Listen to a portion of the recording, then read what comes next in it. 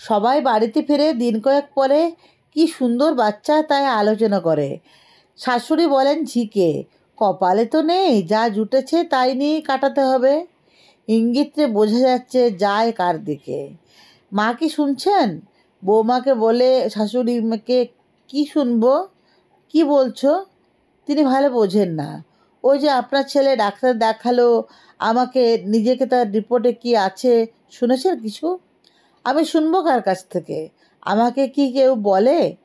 সে রিপোর্টে কার দোষ সেটা স্পষ্ট করে বলেছে ডাক্তার। কি বলেছে? কার দোষ?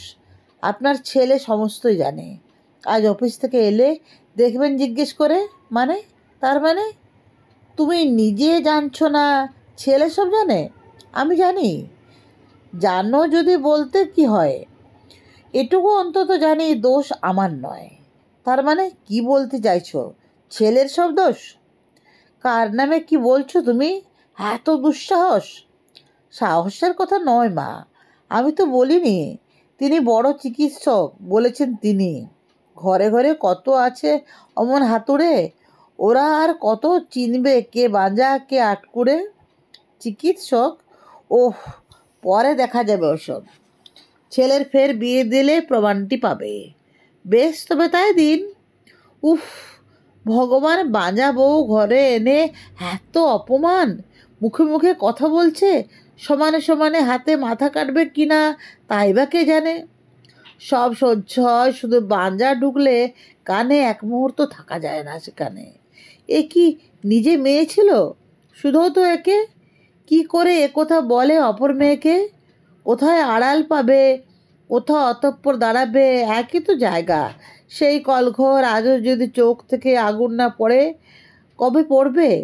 বৌমাটিকে জল প্রশ্ন করে, এরকম মেয়ে যারা আছে সবখানে তারা কেউ মাথা তুলে বেঁচে থাকতে জানে? রিনা বলে, জানে। তুই কাগজে কাগজে যত মেয়ে কেরোসিন দেশলাই খোঁজে দেখিস তাদের শুধু বাঁচার উপায় তাও তো পড়েই থাকে। কত মেয়ে পায়? কি করে পায় রে? যদি সৎসাহ থাকে, যদি জেদ থাকে, তবে কে আটকায় তাকে?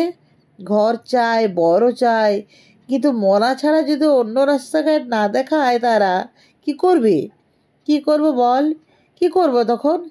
তুই, আমি, এই দুয়ে, আমরা তো দুজন। হ্যাঁ কি না? হ্যাঁ, শুরু হলো সংগঠন, দল। এবার আমাদের দলে কাকে নেবি বল? মিতা, পর্ণা, ঠিক ঠিক কিনা? কিন্তু রাজি হবে ওরা? না হলে হবে না, তাতে এসে যাবে থোড়া। কিন্তু কি কাজ করব? কাজের কি কোনো মা বাবা রয়েছে নাকি? মেয়ের কথা শোনো। যে কোনো কাজ শুরু করতে পারি, শুধু চেষ্টা, শুধু চেষ্টাটা দরকারি।